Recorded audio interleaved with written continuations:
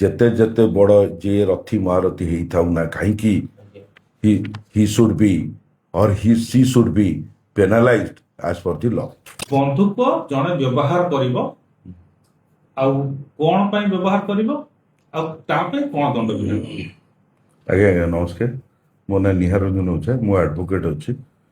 ଯଦି ଜଣେ ବନ୍ଧୁକ ରଖିବା ପାଇଁ ଚାହୁଁଛନ୍ତି ତାହେଲେ ଆପଣଙ୍କ କଥା ଅନୁସାରେ ତାର ପରମିଶନଟା କୋର୍ଟ ପାଇବ। ସେ ତାର ପରମିଶନଟି ଡିଷ୍ଟ୍ରିକ୍ଟ ମାଜିଷ୍ଟ୍ରେଟ୍ ଡିଏମ୍ ଆଉ ଆଡ଼ିସନାଲ ଡିଷ୍ଟ୍ରିକ୍ଟ ମାଜିଷ୍ଟ୍ରେଟ୍ ଏଡିଏମ୍ଙ୍କ ପାଖରେ, ଆଉ ନହେଲେ ତାର ଗୋଟେ ପୋର୍ଟାଲ ଆପ୍ ଅଛି NDAL-ALIS ପୋର୍ଟାଲରେ ଆପ୍ଲାଏ କରିପାରିବ। ଲୋକାଲ ଥାନା ଦେଇପାରିବ କି? No.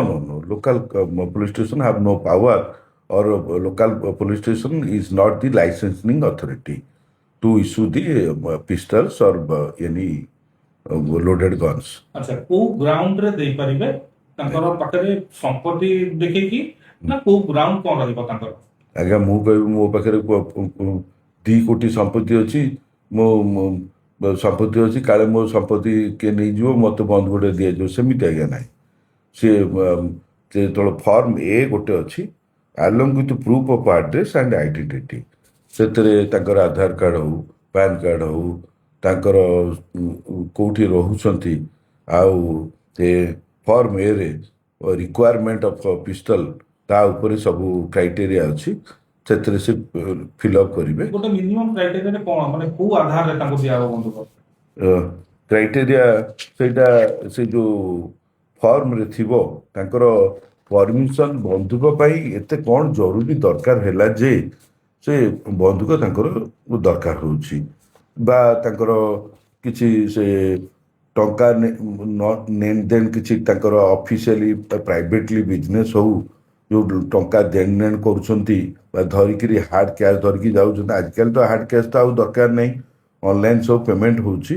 ତେଣୁ ଯଦି ବା ସେମିତି ସେ ଯଦି ଶୋ କରିବାକୁ ବି ଚାହୁଁଥିବେ ଯାଉଛି ଯେ ମୋର ଏତିକି ଟଙ୍କା କ୍ୟାସ୍ ଆକାରରେ କାରବାର ହେଉଛି, ତେଣୁ ମୋତେ ବନ୍ଧୁକଟି ଦରକାର ହେଉଛି।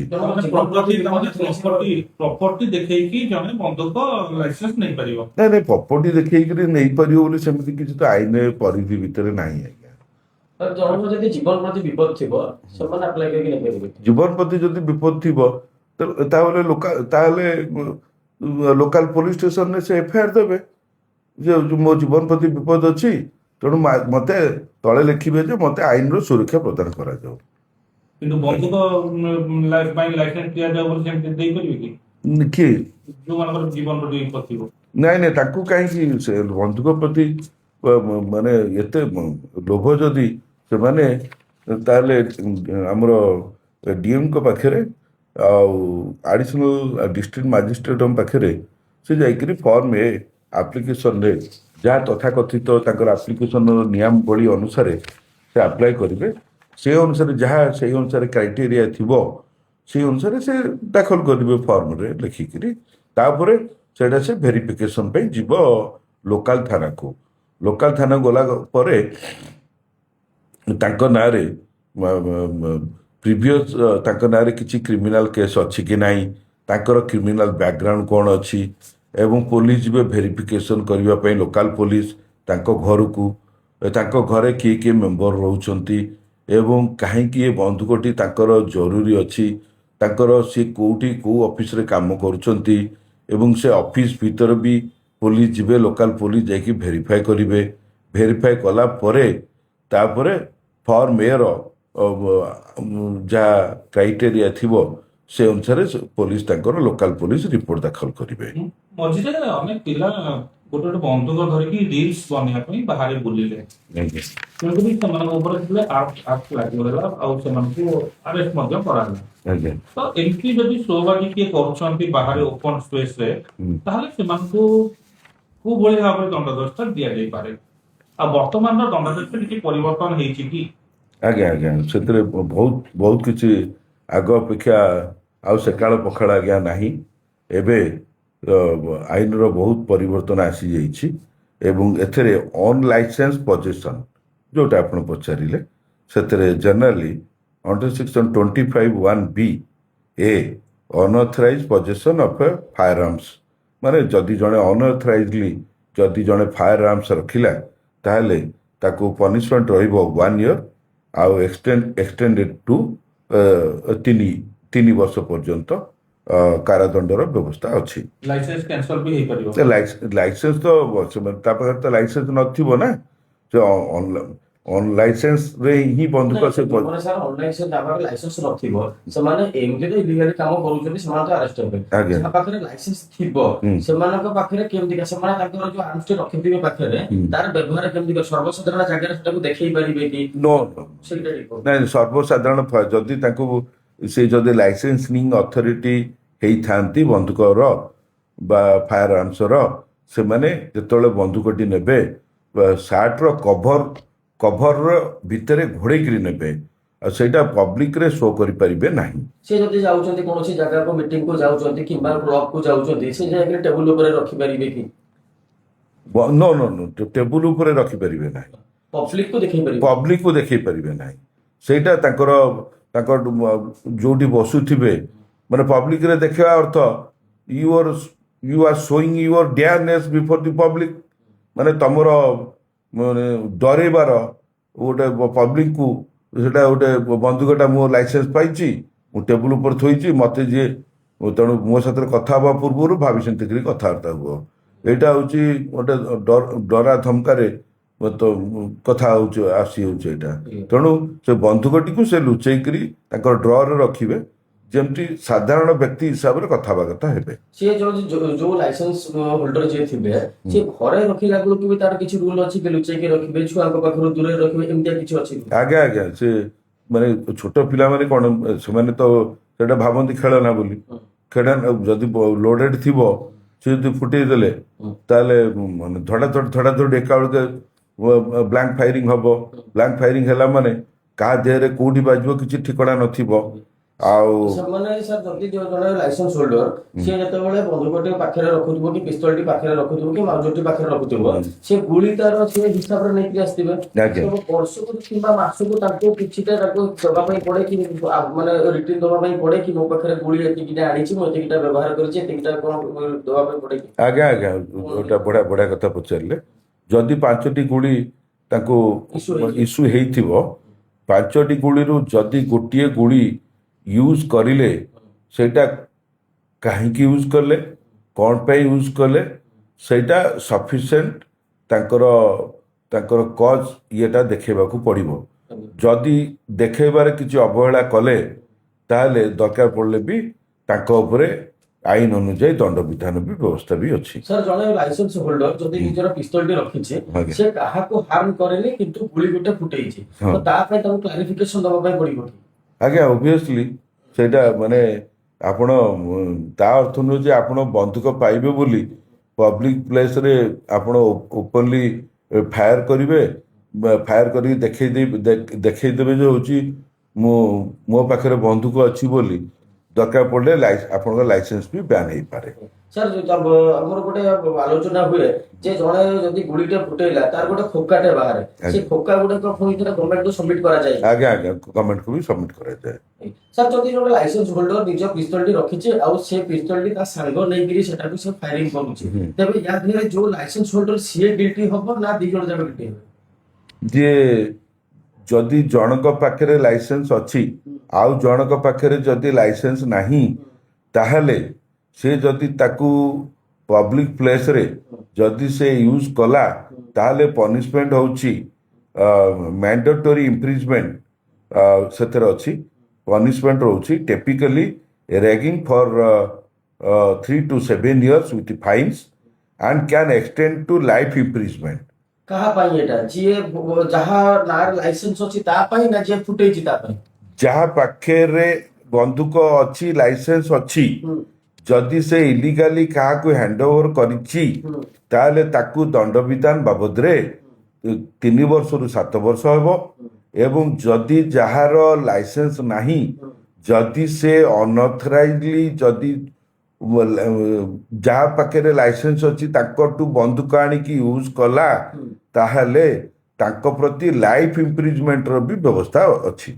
ସାର୍ ଯଦି ଲାଇସେନ୍ସ ହୋଲ୍ଡର ସେ ନିଜ ପିସ୍ତଲଟିକୁ ସିଏ ଇଲେକ୍ସନ ସମୟରେ ଯେମିତି ସରେଣ୍ଡର କରିବା ପାଇଁ ପଡେ, ଆଜ୍ଞା। ସେମିତି ଆଉ କୋଉ ସମୟରେ ସରେଣ୍ଡର କରିବା ପାଇଁ ପଡେ ନା କେବଳ ସେଇ ଇଲେକ୍ସନ ସମୟରେ? ଯେତେବେଳେ ଗଭର୍ଣ୍ଣମେଣ୍ଟର ଡାଇରେକ୍ସନ ଆସିବ, ଏମର୍ଜେନ୍ସି ସିଚୁଏସନ ହେଲା ବା କୌଣସି ସିଚୁଏସନ ଯଦି ଷ୍ଟେଟ୍ ଗଭର୍ଣ୍ଣମେଣ୍ଟରେ କିଛି ଆସିଲା, ଇନଷ୍ଟ୍ରକ୍ସନ ଆସିଲା, ଇମିଡିଏଟଲି ନୋଟିଫିକେସନ ତାଙ୍କ ପାଖକୁ ଆସିବ। ବା ଆଜିକାଲି ତ ଆଉ ନୋଟିସ୍ ତ ଘରକୁ ଆସୁନି, ନୋଟିସ୍ ଆସିଲା ବେଳକୁ ଘରକୁ ଡେରି ହେଉଛି, ହ୍ୱାଟ୍ସଆପ୍ରେ ଇମିଡିଏଟଲି ମେସେଜ ଆସିଯାଉଛି। ତେଣୁ immediately within 1 hour or 2 hour ଭିତରେ ତମ ଲୋକାଲ ପୋଲିସ ଷ୍ଟେସନ ନେଇକିରି, ତମେ ଯଦି ଧରାଯାଉ ଯିଏ ଲାଇସେନ୍ସିଂ ଅଥରିଟି ଅଛନ୍ତି ସେ ଧରାଯାଉ ବାହାରେ ଅଛନ୍ତି, ବନ୍ଧୁକଟି ଘରେ ଅଛି, ତାହେଲେ କ'ଣ କରିବେ? ସେ ସମୟରେ କ'ଣ କରିବେ? ତେଣୁ ଇମିଡିଏଟଲି ଲୋକାଲ ପୋଲିସ ଷ୍ଟେସନକୁ କହିଦେବେ ଯେ ହେଉଛି ଆଜ୍ଞା ମୋର ବନ୍ଧୁକଟି ମୋର ଘରେ ଏଇ ଜାଗାରେ ଅଛି, ମୁଁ ମୋର ଘରକୁ ପରିବାରକୁ ଜଣେଇ ଦେଇଛି, ଆପଣ ଟିକେ କୋଅପରେଟ୍ କରନ୍ତୁ, ଆଉ ମୁଁ ମୋର ବନ୍ଧୁକ କାହାକୁ ପିଲାମାନଙ୍କୁ ଦେଇ ଆଣିକି ଥାନାରେ ଦେବା ପାଇଁ ଚାହୁଁନାହିଁ, ତେଣୁ ଆପଣ ଟିକେ ମୋର ଘରକୁ ଟିକେ ଯାଆନ୍ତୁ ଏବଂ ମୁଁ ପରିବାର ଲୋକଙ୍କୁ କହିଦେଇଛି ଏଇ ଜାଗାରେ ବନ୍ଧୁକ ଅଛି, ଆପଣ ନେଇ ଆସନ୍ତୁ। ସାର୍ ଯଦି ଗୋଟେ ଲାଇସେନ୍ସ ହୋଲ୍ଡର ନାଁରେ କିଛି ଆଲିଗେସନ ନାହିଁ କିମ୍ବା ସିଏ ଆରେଷ୍ଟ ହେଇନି କିମ୍ବା ତା ନାଁରେ କୌଣସି ମକଦ୍ଦମା ନାହିଁ, ସିଏ ତ ପିସ୍ତଲଟି ରଖିଛି, ପରବର୍ତ୍ତୀ ମୁହୂର୍ତ୍ତରେ ତାର ପାଖରେ ପିସ୍ତଲ ଥିବା ସମୟରେ ସିଏ ଗୋଟେ କେସରେ ଗିଲ୍ଟି କରାହଉଛି ତ ଏବଂ ସେ ଜେଲ ଯାଉଛି, ସେ ସମୟରେ ସେ ପିସ୍ତଲଟିକୁ ସରେଣ୍ଡର କରିବ ନା ତା ପାଖରେ ପିସ୍ତଲଟିକୁ ସରେଣ୍ଡର କରିଦେବ? ଯଦି ଜଣେ ଜେଲ ଯାଉଛି ହଁ, ସେ ପିସ୍ତଲଟିକୁ ସରେଣ୍ଡର କରିବ, ପିସ୍ତଲଟିକୁ ସରେଣ୍ଡର କରିବ। ଯଦି ନ କଲା ସେଇ ଅନୁସାରେ ଯାହା ଆଇନ ଅନୁଯାୟୀ ଯେଉଁ ଦଣ୍ଡବିଧାନ ଅଛି 3 to 7 years, ନହେଲେ ଯଦି ତାକୁ କୌଣସି କେସ୍ରେ କନଭିକ୍ସନ ହେଲା, ତାହେଲେ ଯଦି ଇଲିଗାଲି ୱିଦାଉଟ୍ ମାନେ କୌଣସି ଜିନିଷ ସପ୍ରେସନ୍ କରି ସେ ଯଦି କିଛି କଲା, ତାହେଲେ ଏଥିରେ ଲାଇଫ୍ ଇମ୍ପ୍ରିଜମେଣ୍ଟର ବି ବ୍ୟବସ୍ଥା ଅଛି। ତାମାନେ ଜଣଙ୍କ ନାଁରେ କେସଟା ହେଲା ମାନେ ସେ ସରେଣ୍ଡର କରିବ? ଆଜ୍ଞା ଆଜ୍ଞା, ତା ନାଁରେ କ୍ରିମିନାଲ କେସ୍ ହେଲା ମାନେ ସେ ଯଦି ଜେଲକୁ ଯାଉଛି ତାହେଲେ ଲୋକାଲ ଥାନାକୁ, ସେଟା ତ ଆଜିକାଲି ତ CCTN ସବୁ ଚଢୁଛି ନା ଥାନାରେ, ତେଣୁ ସବୁ ଥାନା ବାଲା ସମସ୍ତଙ୍କ ପାଖକୁ ଖବର ଯାଉଛି। ତେଣୁ ଏଇ ଯେଉଁ ତାଙ୍କର କ୍ରିମିନାଲ ଆଣ୍ଟିସିଡେଣ୍ଟସ୍ ବା ତାଙ୍କ ନାଁରେ କିଛି ବନ୍ଧୁକ ଲାଇସେନ୍ସିଂ ଆଗରୁ କିଛି ଅଛି କି, ସେଗୁଡ଼ିକ ବ୍ୟକ୍ତିଗତ ଭାବରେ ପୋଲିସ ସେଗୁଡ଼ାକ ସବୁ ତଦାରଖ କରୁଛନ୍ତି। ସାର୍ ଯଦି ଜଣଙ୍କ ନାଁରେ ଲାଇସେନ୍ସ ଅଛି ଏବଂ ତାଙ୍କର ମୃତ୍ୟୁ ପରେ ତାଙ୍କ ଘର ଲୋକଙ୍କୁ ସେ ଲାଇସେନ୍ସଟିକୁ ଟ୍ରାନ୍ସଫର ହେଇପାରେ କି? ଲାଇସେନ୍ସ ଶୁଣନ୍ତୁ, ଯୋଉଟା ଭଲ କଥାଟା ପଚାରିଲେ, ଯଦି ଜଣଙ୍କର ମୃତ୍ୟୁ ହେଇଯାଉଛି ତାହେଲେ ତାଙ୍କ ପାଇଁ କ'ଣ କରାଯିବ? Licensing for legal heirs in cases of death or disability, ଯଦି ଜଣଙ୍କର ଡେଥ୍ ହେଇଯାଉଛି ବା ଏଜ୍ ହେଲା ପରେ ତାଙ୍କର କିଛି ଡିଜାବିଲିଟି ବାହାରୁଛି ବା ଏଜ୍ 70+ ହେଇଯାଉଛି, of the original licensee, the legal heir ମାନେ ସେ ଯାହାକୁ ଅଥରାଇଜେସନ ଦେବେ can apply to the authority for a new licence. Legal ହେୟାର୍ସକୁ ଦେବେ ଅଥରିଟି, ସେ ଆପ୍ଲାଏ କରିବ, କିନ୍ତୁ ଆପ୍ଲାଏ କଲେ ଯେ ତାକୁ ମିଳିଯିବ ଯେ ସେମିତି କିଛି ମାନେ ନାହିଁ। ନ୍ୟୁ କ୍ରାଇଟେରିଆ ଭିତରେ ଏଇ ଯେଉଁ ଫର୍ମ A ର ଯାହା କ୍ରାଇଟେରିଆ ଅଛି ସେଇଥିରେ ଫଲୋଅପ୍ କରିବା ପାଇଁ ବାଧ୍ୟ। ସାର୍ ଯୋଉ ଲାଇସେନ୍ସ ଜଣେ ଆପ୍ଲାଏ କରେ ଏବଂ ତାକୁ ପିସ୍ତଲଟି ମିଳେ କିମ୍ବା ମାଉଜରଟି ମିଳେ, ତା ପାଇଁ କିଛି ପିରିୟଡ଼ ଅଛି କି? 5 ବର୍ଷ ପାଇଁ ଲାଇସେନ୍ସ ଦିଆଯାଏ କିମ୍ବା ଆମର ଯଦି ଗୋଟେ ଗାଡି କିଣିଲା ମାନେ ଆମକୁ କୁହାହଉଛି ଯେ 15 ବର୍ଷ ପରେ ତାକୁ ରିନ୍ୟୁଆଲ କରିବାକୁ ପଡିବ, ସେମିତିକା କିଛି ତାର କିଛି ଅଛି, ଡ୍ୟୁରେସନ ଅଛି କିଛି? ଆଜ୍ଞା, ସେଇ ଯେଉଁ ଫର୍ମ A ରେ ତାଙ୍କର ଡ୍ୟୁରେସନ ଅଛି, ଆଉ ତାଙ୍କର କେତେ ଦିନ ପର୍ଯ୍ୟନ୍ତ ଲାଇସେନ୍ସ, ଯେମିତି ଆମର DL, ସପୋଜ ମୁଁ ଆଜି DL କଲି, ସେ ରହିବ 5 ବର୍ଷ କି 10 ବର୍ଷ ପର୍ଯ୍ୟନ୍ତ। ସେମିତି ଆପଣ DL ଯଦି କାଲି କଲେ ସେ ଅନୁସାରେ ଡେଟ୍ ଭାରି କରିବ, ତେଣୁ ସେଇ ଅନୁସାରେ ଡେଟ୍ ଭାରି କରିବ, ଆଉ ତାଙ୍କର 2 ବର୍ଷ କି 3 ବର୍ଷ କି 5 ବର୍ଷ ଯାହା ବି ପରମିଶନ ଦିଆଯାଇଥିବ, ଆଉ ସେଇ ଅନୁସାରେ ଭିତରେ ସେମାନେ ତାଙ୍କର ଲାଇସେନ୍ସ ଯେତେବେଳେ ସରିବା ପୂର୍ବରୁ ସରେଣ୍ଡର କରିବା ପାଇଁ ବାଧ୍ୟ। ସାର୍ ଆଉ ଗୋଟେ ପ୍ରଶ୍ନ ରହୁଛି ଯେ ଜଣେ କହିଲା ଯେ ମୋର ଏଇ କେସରେ ମୋର ଜୀବନ ପ୍ରତି ବିପଦ ଥିବାରୁ ମତେ ଗୋଟେ ପିସ୍ତଲଟେ ଦରକାର ଏବଂ ଗଭର୍ଣ୍ଣମେଣ୍ଟ କଣ କଲା ସେ ଜିନିଷଟାକୁ ବୁଝିକିରି ତାଙ୍କୁ ପିସ୍ତଲଟି ରଖିବା ପାଇଁ ଲାଇସେନ୍ସ ଟି ଦେଲା। ପରବର୍ତ୍ତୀ ମୁହୂର୍ତ୍ତରେ କଣ ହେଲା ସେଇ କେସ୍ ଟିକି ସିଏ ୱିଡ୍ର କରିଦେଲେ କିମ୍ବା ସେଇ କେସ୍ ଟା ତାଙ୍କର ସଲ୍ଭ ହେଇଗଲା। ସେମିତି କ୍ଷେତ୍ରରେ ଗଭର୍ଣ୍ଣମେଣ୍ଟ ତାଙ୍କ ପାଖରୁ ଲାଇସେନ୍ସ ଟା ପୁଣି ଥରେ ନେଇଯିବା କଥା ମାନେ ନେଇପାରିବ ନା ସେଇ କଣ୍ଟିନ୍ୟୁ ରହିବ ତାଙ୍କ ଲାଇସେନ୍ସ? ନାଇଁ ସେଟା କଣ୍ଟିନ୍ୟୁ ରହିବ କାହିଁକି ନା ସେଇଟା ଗୋଟେ ସର୍ଟନ ପିରିୟଡ଼ ପାଇଁ ଯେହେତୁ ସେ ଲାଇସେନ୍ସିଂ ଅଥରିଟି ହେଇସାରିଛନ୍ତି ଯଦି ତାଙ୍କର ଯୋଉ ଘଟଣା ପାଇଁ ଦିଆଯାଇଥିଲା ବନ୍ଧୁକ ସେଇ ବନ୍ଧୁକର ସେଇ ଯୋଉ ବନ୍ଧୁକ ତ ତାଙ୍କ ପାଖରେ ସେ ଲାଇସେନ୍ସିଂ ଅଥରିଟି ଅଛନ୍ତି କିନ୍ତୁ ଯୋଉ ଘଟଣାଟେ ଆପଣ କହିଲେ ହେଉଛି ତାଙ୍କର ଯଦି କିଛି ଆଗରୁ ତାଙ୍କ ନାଁରେ କିଛି ଧମକ ଚମକ ଆସିଛି ଏବଂ ତାଙ୍କୁ ସରକାର ତାଙ୍କୁ ସେଥିଲାଗି ତାଙ୍କୁ ଲାଇସେନ୍ସିଂ ଅଥରିଟି ହିସାବରେ ତାଙ୍କୁ ପରମିଶନ ଦିଆଯାଇଛି ତାହେଲେ ସେ ବନ୍ଧୁକଟି ରଖିଛନ୍ତି ଯଦି ସେ ଧମକ ଚମକ ଆଉ ନାହିଁ ତଥାପି ବି ତାଙ୍କ ଲାଇସେନ୍ସିଂ ଯୋଉ ପରମିଶନ ଯେତିକି ଦିନ ପର୍ଯ୍ୟନ୍ତ ଥିବ ସେତିକି ଦିନ ପର୍ଯ୍ୟନ୍ତ ସେ ତାଙ୍କ ବନ୍ଧୁକକୁ ପାଖରେ ରଖିପାରିବେ। ସାର୍ ଶେଷ ପ୍ରଶ୍ନ, ଆଜ୍ଞା ଯୋଉ ଆପଣ କହିଲେ ଯେ ପନିଶମେଣ୍ଟ ମିଳିବ ବୋଲି ଆଜ୍ଞା ବିଭିନ୍ନ କେସରୁ, ଆଜ୍ଞା ସେ ପନିଶମେଣ୍ଟ ଟା ପ୍ରତ୍ୟେକ ନାଗରିକଙ୍କ ପାଇଁ ସମାନ ନା କୌଣସି ସପୋଜ ଗୋଟେ ଅଧିକାରୀ ହେଇଗଲେ ଗଭର୍ଣ୍ଣମେଣ୍ଟରେ ଚାକିରି କରୁଛନ୍ତି କିମ୍ବା ବଡ ବିଜନେସମ୍ୟାନ ହେଇଗଲେ ଗୋଟେ ସାଧାରଣ ଲୋକଟେ କିମ୍ବା ଯଦି ସେମାନେ ନେତା ହେଇଗଲେ ଏମାନଙ୍କ କ୍ଷେତ୍ରରେ ନାଇଁ punishment law is equal for all as per the constitution of our India law is equal for all ଯେତେ ଯେତେ ବଡ଼ ଯିଏ ରଥି ମହାରଥୀ ହେଇଥାଉ ନା କାହିଁକି he should be or she should be penalized as per the law। ଧନ୍ୟବାଦ। ଟ୍ରେନିଂ ଟା କେମିତି ଦିଅନ୍ତି ମାନେ ଆପ୍ଲାଏ କରିବାକୁ ପଡ଼ିବ ନା ମିଳିଲା ପରେ ଟ୍ରେନିଂ ନାଇଁ ଆପ୍ଲାଏ କରିବେ ଆପ୍ଲାଏ କଲା ପରେ ସେଇ ଯୋଉଠୁ ଦୋକାନରୁ କିଣିବେ ସିଏ ତାଙ୍କୁ ରିଏଲ ସେଲ୍ କରିକିରି ଦେଖେଇବ ଏବଂ ଯେତେବେଳେ ବନ୍ଧୁକଟି ପାଖରେ ରଖୁଛନ୍ତି ପାଇଲା ପରେ ଲୋକାଲ ପୋଲିସ ବା ସେଇ ଯୋଉ ଦୋକାନରୁ ଆପଣ କିଣିବେ ସେଇ ଦୋକାନୀ ହିଁ ଆପଣଙ୍କୁ ସବୁ ବତେଇ ଦେଇପାରିବ ଏମିତି ଏମିତି ଫଲସଲି ମାନେ ଗୁଳି ନ ରଖିକିରି ସେଇଟା କେମିତି ୟୁଜ୍ କରିବେ ଆଉ ଗୁଳି ପୁରେଇଲେ କେମିତି ୟୁଜ୍ କରିବେ ସେମାନେ ତାଙ୍କ ପାଖରେ ଇଏ ଅଛି ହଁ ଡେମୋ ଅଛି ତାଙ୍କ ପାଖରେ ଡେମୋରେ ସେ ଦେଖେଇ ଦେଇପାରିବେ। ଆଚ୍ଛା ଏଆଇ ସେଟା A1 ଫର୍ମ ସେଟା A1 ଫର୍ମ A1 ଫର୍ମରେ ସେମିତି କିଛି ଅଛି କି ଯୋଉମାନଙ୍କୁ ବନ୍ଧୁକ ଦିଆଯିବ ଲାଇସେନ୍ସ ପ୍ରାପ୍ତ ହେବା ପାଇଁ ମାନେ ଆବେଦନ କରିବେ ଆଜ୍ଞା ସେମାନଙ୍କର ମେଡିକାଲ ଟେଷ୍ଟ ବି ହବ?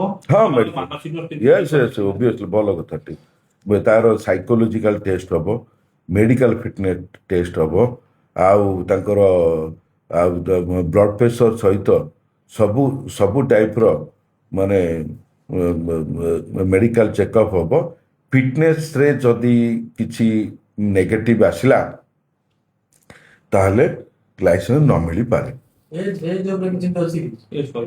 କହିଲି ଆଜ୍ଞା ଲାଇସେନ୍ସ ଗୋଟେ ପତଳା ପିଲାଟେ ତାକୁ ଧକ୍କା ମାରିଲେ ସେ ବଳି ପଡିବ ତାଙ୍କୁ ବି ଯଦି ତାର ଜୀବନ ପ୍ରତି ବିପଦ ଅଛି ତାଙ୍କୁ ବି କଣ ମିଳିଯିବ ଲାଇସେନ୍ସ? ଯଦି ତାକୁ ଜୀବନ ପ୍ରତି ବିପଦ ଅଛି ସେ ଲୋକାଲ ଥାନାରେ ଯାଇକି ମାନେ ଏତଲା ଦବ ତା ଯଦି ଜୀବନ ପ୍ରତି ଯଦି ବିପଦ ଅଛି ଲୋକାଲ ଥାନାରେ ଏଫଆଇଆର ଦବ ନା ଆଉ।